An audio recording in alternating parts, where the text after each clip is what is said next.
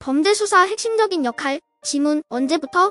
우리의 손끝에 존재하는 놀라운 세계, 바로 손가락 지문에 대해 알아보는 시간을 갖겠습니다. 지문이라고 하면 범죄 현장에서 자주 들어본 단어일 텐데요. 하지만 지문에는 더 신기하고 재미있는 이야기들이 가득합니다. 그럼 함께 알아볼까요? 지문은 사람마다 고유한 패턴을 가지고 있습니다. 이러한 지문의 개별성은 19세기 후반 스코틀랜드 의사인 헨리 폴츠가 처음으로 발견한 사실이에요.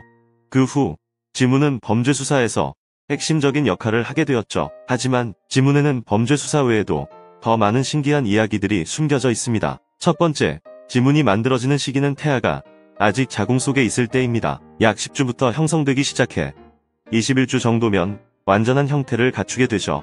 이때 형성되는 지문 패턴은 평생 동안 변하지 않습니다. 물론 상처나 상황에 따라 일시적으로 변할 수는 있지만 치유되면 원래의 모양으로 다시 돌아옵니다. 와, 지문의 복원력이 놀랍네요. 그럼 혹시 지문이 같은 사람이 있을 수도 있나요? 지문이 완전히 유일무이한 것은 아닙니다.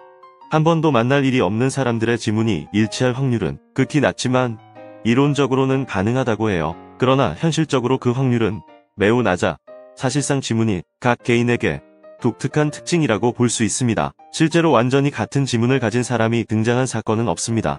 하지만 지문이 서로 매우 비슷하게 인식되어 잘못된 범인 지목 사례는 있습니다. 2004년 스페인에서 발생한 테러 사건에서 미국 FBI가 지문 분석을 수행했습니다. 이때 범인으로 지목된 미국인 변호사의 지문이 현장에서 발견된 지문과 일치하는 것으로 나타났습니다. 그러나 이후의 추가 조사를 통해 해당 변호사는 범죄와 전혀 관련이 없었음이 밝혀졌고 잘못된 지문 판독으로 인한 오류임이 드러났습니다. 이 사건은 지문 판독의 정확성에 의문을 제기하게 만들었습니다. 너무 억울할 뻔했네요.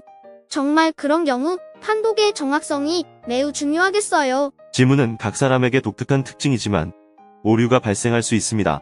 이처럼 오류가 발생할 확률이 낮기는 하지만 지문 인식 기술의 정확성과 신뢰성을 개선하기 위해 계속 연구와 발전이 필요한 분야입니다. 세 번째, 지문은 땀샘에서 나오는 물질과 함께 손에서 땀을 빼냅니다. 이 물질들은 지문의 모양을 명확하게 드러내는 데 기여해요. 이런 기능 덕분에 지문이 우리의 일상생활에서도 활용되고 있는데 스마트폰 잠금 해제나 출입 통제 시스템 등에서 지문 인식 기능을 사용할 수 있죠. 네 번째, 지문 패턴은 다양한 종류가 있어요. 일반적으로 세 가지 주요 패턴으로 분류되는데 이들은 선 모양의 패턴인 다치형, 원 모양의 패턴인 소용돌이형, 그리고 U자형 패턴인 루프형입니다. 사람마다 이러한 패턴이 조합되어 더욱 다양한 지문이 만들어지죠. 이런 지문의 종류를 파악하는 것은 범죄 수사뿐만 아니라 생체 인식 기술 개발에서도 중요한 역할을 합니다. 다섯 번째, 지문은 진화 과정에서 생겨난 특성입니다. 사람뿐만 아니라 다른 동물들도 지문을 가지고 있어요. 예를 들어 고릴라와 침팬지 같은 영장류도 지문이 있습니다. 이런 지문이 생기게 된 이유는 물체를 잡거나 붙잡는데 도움을 주기 때문이라고 합니다. 지문의 무늬가 마찰력을 증가시켜 미끄러질 확률을 줄여주기 때문이죠.